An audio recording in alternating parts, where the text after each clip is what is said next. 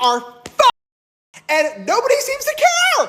Oh my, we need a full factory fucking reset. I apologize for the James Charles jump scare, but he's right. Not about whatever he was talking about, but I'm talking about in regards to animation as a whole. Let's talk about that. All you wanna do is see me turn into a giant woman. Something's missing. Quick question.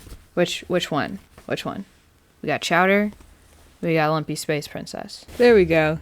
This works. Hashtag RIP Cartoon Network was trending on Twitter 4 days ago, which is the equivalent to 4 months in the trend cycle. So I wouldn't blame you if you completely forgot about this altogether. This hashtag was kind of a way to wake up the general public, as well as just companies in general, about the state of the animation industry, because y'all, it ain't looking too good out there. Anything animation related immediately sparks my interest because I'm a professional cartoon enjoyer and Cartoon Network has been my second home for the majority of my life. By the way, these are from Hot Topic. I think they're like $16 each. I think, maybe something like that. I don't remember. I apologize. I adore Cartoon Network. I made a whole video on my second channel actually about Cartoon Network shows. I think I did like a tier list of them. I'm not going to bore you with fascinating details about that right now, but long story short, I have an emotional attachment to Cartoon Network and their sister channel, Boomerang. You're watching Boomerang from Cartoon Network. Dude, I love Boomerang. What's been going on within the animation industry has been nothing short of cruel, and we need to start throwing Molotovs through some windows because something's gotta give, and I'll be giving them a piece of my mind if my lobotomy's successful. If you want the short answer to what the hell is going on, the answer is greed. It's always greed. It might as well be the newest Inside Out emotion because that's how often greed is present. CEOs not valuing their employees and sacrificing their livelihoods in order to protect their bottom lines. What wears a dark suit is completely evil and is about to suck out all your souls. Your mama? That's right. I'm your mama. If we think back to the 2023 strikes, the writers' strike specifically, the Writers Guild of America, they were fighting for a lot of the same things that animators are currently fighting for. For starters, they would like to be compensated better for their work because of the streaming age of media. It's been so awful for them, and like just paying out residuals and stuff like that. It's been really tricky getting that together since streaming is fairly new within like the industry. I mean, it's been around for a while, but I mean, if we look at the timeline, it's fairly new. Both actors and writers are not being compensated despite everything going straight to stream. Well, not everything, but like a lot of things are going straight to streaming, which makes their paychecks look a little funky because it's like, okay, this is a hit. This is like #1 on Netflix. Where's my check? In 2007, writers went on strike, actually, again, for pretty much the same thing, but it was poor compensation during the era of DVD sales. So yeah, the 2023 strike was pretty much just the same fight, but sealed in different wrapping paper. Merry Christmas! Merry Christmas, everybody! I apologize for being vague about the strike and what it all entails because there's a lot more girth to that wiener. And I'm aware that I'm only grazing the surface of that can of beans. My beans! The 2023 writer's strike started May 2nd and it ended up ending September 27th, which is basically the entire duration of Hot Girl Summer. Oh my god, if I had to show off my Soulja Boy swag in the heat for months on end just to have a decent wage, I would have started collecting my sweat in a water gun and started shooting at my superiors. Open fire in the boardroom. Nobody is safe. The writers were able to reach an agreement that ultimately ended the strike. Yay! Ultimately, though, there's still work to be done in Hollywood, you know, outside of the obvious reasons. Late last year, there were whispers of an animator strike that could potentially happen like any day now. Like, it's getting more and more rampant as days go by. Companies like Warner Bros. And Cartoon Network merged into one company back in 2022. That was pretty much the beginning of the end. I mean, it's been the beginning of the end, but like that was like the actual beginning of the end. I mean, Cartoon Network is still a separate channel. Nothing outwardly changed, but the internal organs of the beast is messed up. Like it's suffering from a fentanyl overdose or something. When the merger first happened, okay, I'm sorry, I really tried, but I have to. What's going on? Something about a merger? I'm sorry. I think about that every single time somebody says the word merger. That's the first thing that comes into my head. Anyway, when the Cartoon Network merger happened, everyone was gasping and gooing about Cartoon Network and how it was gonna die. It's dying. Oh my God. Someone shot Cartoon Network in Dallas, Texas. Too soon. When people were really, really sad about the death of Cartoon Network, the official Cartoon Network accounts were like, we're chilling, don't even trip. Anyways, we're currently airing back-to-back episodes of Teen Titans Go if you're interested. That statement would have been more believable if they didn't end up shutting down the old Cartoon Network studio last year. Hearing that the iconic Burbank building was shutting down, it was like hearing that a close relative got hit by a train or something. I was shattered. Just like my relative's bones were shattered after getting hit by that train. Also, they were selling the Cartoon Network letters from the building, and nobody felt the need to clue me in on that. Like, nobody thought to let me know that that was going on. Like, I didn't know until after all the letters were sold. And they were only $300 each. Listen, I could have swallowed that. I mean, it would have been a horrific financial decision, but nonetheless, I would have eventually recovered from that. So I feel like you guys were just being a little greedy. You just wanted it for yourself. You wanted that little piece of history to yourself. Whatever. It's fine. I'm okay. Besides, I got to see the building before it closed down, but I was like 14 at the time, so yeah, I don't know. That was pretty cool. I got to see the building in person before they shut it down. Honestly, though, at the time, I was convinced that Jeremy Shada, the voice of Finn from Adventure Time, I thought he was just hanging out in there. Not gonna lie, I was like, hey, where's Jeremy? Jeremy, where are you, buddy? I love Jeremy Shada. Did you hear he's having a baby? His first. Congratulations. But yeah, I seriously thought he was gonna just like come out of the building, wave at me, and be like, hello, welcome to the Cartoon Network studios. No, but I think that was just a delusion talking. There was nothing that would have indicated that anything like that would have sort of happened. But you know what? I was optimistic, okay? Because that's really all you have when you're 14. Optimism and body image issues, I guess. I also got to see the outside of Warner Bros. Studios, but that was less interesting to me because, well, I knew Jeremy Shada wasn't there, so what was the point? Like, who was I gonna say? Bugs Bunny? Sorry.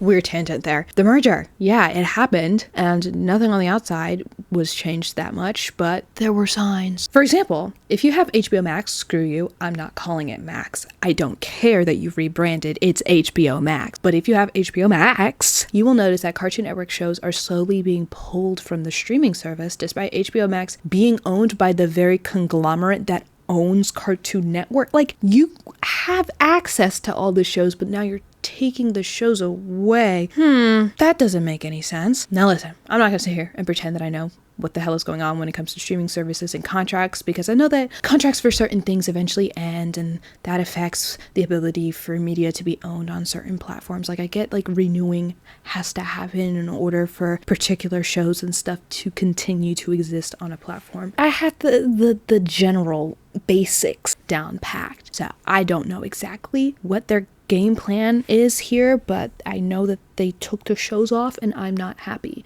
and that's all I really need to know. This isn't the first time I've experienced this. I saw this kind of change with my own two eyes when Crunchyroll decided not to renew their license for Death Note. I'm sorry, I said this in a video before too, and I'm bringing it up again. Why are you doing this to me? Why do you hate me, Crunchyroll? Death Note? Okay, I get it if it was my little sister reincarnated into my girlfriend's ex-wife. I would get if it was one of those shows, but like Death Note? You took away Death Note. That doesn't make any sense. Oh, but where on Death Note is on Netflix. I know, but that doesn't mean that I want to watch it on Netflix. Netflix has ads now, and I don't want to watch Death Note with ads. Plus, I'm spending $8 a month on Crunchyroll, so that way my brother has his own account and he would stop watching shows over top of me. It's like, you see me watching this show, dude. Why are you watching over me? Oh my...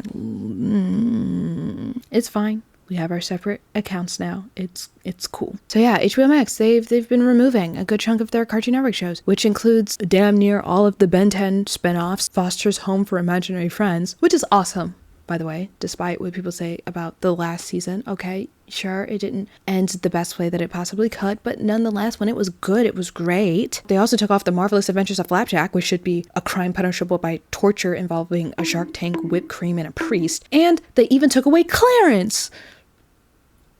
I'm sorry. Okay, I can't pretend to care. I can't even pretend to be sad about that because I never really liked the show. I'm sorry. But I did watch the first 2 seasons of the show fairly recently to see if I'd changed my mind because I've been so adamant about my dislike for Clarence for so many years, and I decided to watch it. I was like, okay, let me give it a genuine shot. And I changed my mind a little bit. Okay, I liked it a little more when I watched it again than when I was watching it as it was airing. At the same time, Clarence is still gross to me, and he makes me want to sterilize myself sometimes. But you know what? He's good people.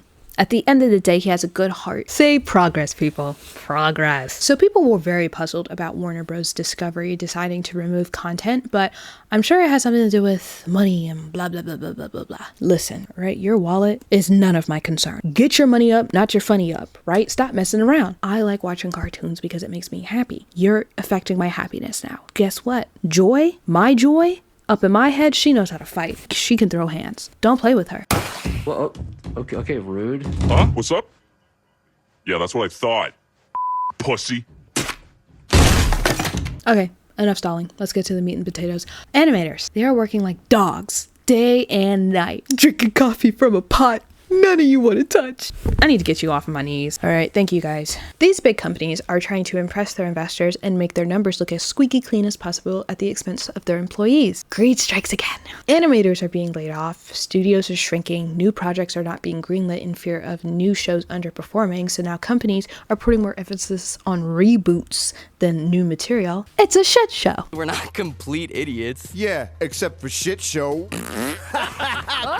Oh, good one. I want to show you guys the actual video that promotes the hashtag RIP Cartoon Network because Adam Conover and Alex Hirsch, they explain this a lot more eloquently than I ever could. Wow, so this is where cartoons get made. Not anymore. Cartoon Network is essentially dead. And other big animation studios are not far behind.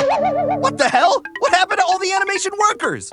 A lot of them are unemployed, in record numbers in fact, and many have been unemployed for upwards of a year. But they carried the industry during the pandemic. That's right. When COVID first hit, animation was able to operate completely remotely, making it one of the only forms of entertainment that could continue production uninterrupted. But studios decided to pay them back by canceling projects, outsourcing jobs, and laying off artists en masse. But why would they do that? Why else? Greed.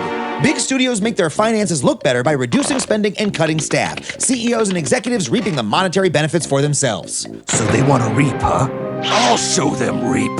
I don't think you'll be doing much with a plastic scythe, but you can help by spreading the word. Post about your favorite Cartoon Network shows you wish were still around using hashtag RIP Cartoon Network. That's pretty much it. I feel like if I were to actually post through the hashtag, I would definitely post Adventure Time. I mean, Adventure Time's still around though, technically, because of the Fiona and Cake spinoff and stuff like that. And also, I think they're making like a preschool show with BMO. I will be watching that, by the way. I don't care. There's no shame in my game, dude. I really love Regular Show. The Regular Show ended just like perfectly. Codename Kids Next Door is like a biggie. I love Chowder. I mean, come on. I love Chowder. Thankfully, The Amazing World of Gumball is finally coming back. Otherwise, I would have said something about that. The Grim Adventures of Billy and Mandy is a biggie. I loved Mandy growing up. She's my idol. Courage the Cowardly Dog. Stop. I'm obsessed. The Powerpuff Girls. There's so many really good shows out there. That's not even the half of it. Personal shout out to Craig of the Creek, though, because I totally forgot to mention any of the newer Cartoon Network shows. Like, this isn't supposed to be some circle jerk of nostalgia. Cartoon Network has put out some pretty good shows, like, more recently, but they've just been getting canceled. And Craig of the Creek, like, just ended, like, not too long ago. Like, shout out to Craig of the Creek.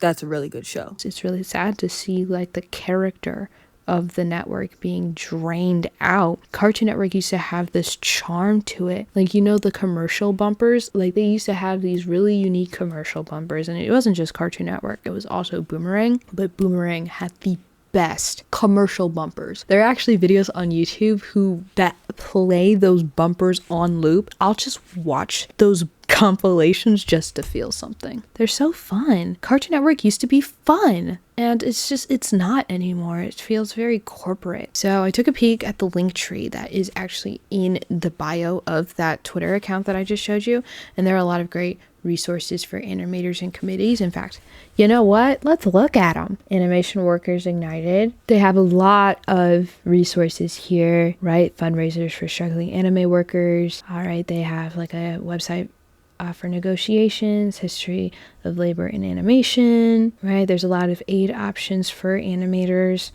those resources in general. This is mainly for like people who are actually in the industry, though. There's also like this one Instagram account, we're going to get to this, Stories of Tag. Again, the Animation Guild or Animator Guild, Animators Guild, something like that. I apologize. All right. And then there's also like specific communities within Tag. And so there's people of color writers committees, right? Storyboard committees, writers craft committees. There's queer LGBTQ plus committees, young workers, and also there's other social medias. We're going to be looking at the Stories of Tag. I have a short staffing story. Several years ago, I was at a studio notorious for short staffing. I was one of 5 designers plus 180 on a 5-week per episode schedule. Usually each episode required at least one new set, which was all but required to be designed in 3D given the tight schedule. In addition to these sets, there were at least half a dozen props to design too. Everyone was doing their best given the circumstances, but it was hellish and the hardest job I've ever had. I ended up quitting the project early, and unbeknownst to me, at the time, a fellow coworker put in their 2 weeks at the same week as me. We either needed twice the time or twice the staff, and frankly, could have used both. Recently, our studio unionized, sparking panic among senior staff who claimed that they were blindsided. The senior staff organized a town hall meeting where they attributed the unionization to a false rumor about AI in new productions, completely ignoring the coworkers' valid concerns about unfair wages, inappropriate workplace behavior made by directors and management, unpaid overtime, etc. Even despite an art director heavily involved in development confirming that clients outright requested the use of AI, senior members dismissed it as a non-threat, just another tool we need to work with, revealing a disconnect between staff in seniority and those who are newer in the industry. AI is a threat to positions relied upon by less experienced individuals to advance their careers. Obviously, that doesn't concern them. It became clear to me that they are not threatened by the same thing. I think these men were more threatened by how the union can give power to those who have none. The day I received my layoff notice was the day my show added another overseas outsourced artist who makes approximately a third of what I do to my team. I'm far from the first that this has happened to, and definitely am not the last to be replaced. As long as studios can save a couple bucks taking advantage of non-union outsourced artists, they're going to keep doing it. I've been a member of the union in a good standing for about 10 years. During the pandemic, I decided to leave California to be closer to my family and work remotely. I was able to keep my union status on the last few shows I was on even as things returned to normal. But after a recent dry spell, I had to accept a non-union role along with the rate that's below the union minimum, even though the studio is a well-known union studio. It's frustrating noting that I'm an experienced artist doing skilled work and getting paid less than my peers just because I no longer live in the LA area. I hope our new contract with the studios does a better job of including work done for union studios out of state. Been a production coordinator for a year at a major animation studio on a hit legacy series. Our production crew is strong and passionate. We do everything it takes to set up the artist to be successful, but we are the first to take fiery blame when something goes wrong or major stress from artists have a bad day. Only gone out to eat twice with fellow production assistants / coordinators outside of work. When ordering food, observed the table is either ordering a kid's meal, the cheapest entree, saving half for home, or only eating the free bread. Seeing souls and stomachs unfed, my heart hurts. I was an animation director on a project at a big studio. I was allowed to pick my team, but was told in the end we'll probably hire a studio overseas to help complete it. This is because our animators were all freelance and could work a number of hours they wanted. If I tried to create a schedule to keep us on track, it was rejected because they were unwilling to guarantee 40-hour work weeks. Naturally, we fell behind. How could we be expected to meet deadlines if some animators were only putting 6 hours? One day, the producer told me that they were going to replace everyone. I felt like a failure. If I really had wanted to, I'd keep the train on the tracks. I wasn't allowed to talk with anyone at the overseas company. The company ignored my style guides completely. Everything looked like trash, and I spent every day fixing their innumerable mistakes. I wasn't a director, I was a glorified revisionist. And that's just a couple of many stories. If you'd like to read other stories from other animators, I highly recommend checking out that account. I think that is a really eye-opening account to read through because, you know, a lot of people just don't really hear the behind the scenes of like what actually goes on with animating things. And despite Inside Out 2, I've been making a lot of Inside Out jokes today, but despite Inside Out 2, I think surpassing Frozen, there were a lot of issues behind the scenes with creating that, and the animators that were on that movie, they were not happy with how that process went. It's really important to hear the stories of animators and people in the industry talk about these issues because it's like they're literally breaking their backs. They are not eating, they are being worked to the bone to make these things for you and me, right? For everyone. It's so fickle. It's such a fickle industry. It's just getting worser and worser. Don't get me started with AI. I know they mentioned it briefly, but don't get me started with AI. I think, oh my God, I just remembered. There was this thing that I saw that was talking about how animators may have to work with AI and there was nothing that they can do about it. Hang on. No, now this is bothering me. I swear I saw this. Look at this. Producer may require employees to use an AI system or resulting output of such systems for using in connection with the performance of covered work. So the actual language of the proposed agreement is out. Its biggest Achilles heel is that the contract makes it so employers can force workers to use generative AI. IAT SE members can now be forced to use this replacement tech, a term IATSE correctly used in this video. You're probably wondering what IATSE is. So the International Alliance of Theatrical Stage Employees. So it's the union behind entertainment. I cannot say with full confidence that I know exactly 100% what is going on here. Yeah, apparently they're over here negotiating and making deals and proposals and stuff, and apparently that involves forcing creatives to potentially use generative AI if a company wants them to. This means that every single IATSE local can be forced by an employer to use Gen AI if the contract is agreed upon as is. For those who think their jobs are safe, here's how generative AI, as IATSE once called a replacement tech, can impact directly you and those around you. Okay, is that the same thing? But yeah, as you can see, look at this. This is a freaking Toys R Us ad. And apparently this is AI. I don't know if I'm allowed to play the audio. I'll show the ad, but yeah, apparently this was made in AI. Look how uncanny. Look how disgusting this looks. Like, it's so blatantly obvious when something is AI, right? Like, it just looks so weird. Like, that kid looks so creepy. Are you serious right now? Oh my God. Toys R Us? Jeffrey, you should have stayed dead.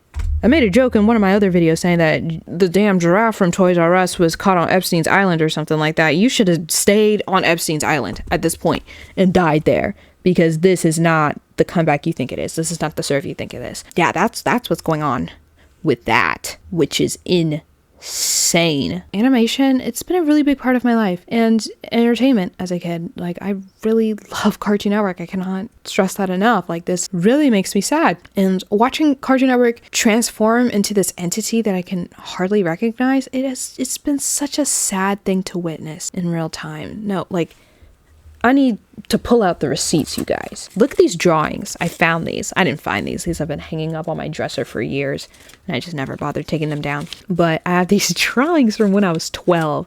I drew these when I was 12. So I actually freehanded these. So these are actually technically drawings that some other people made. I didn't trace. I'm not a tracer. Freehanded these.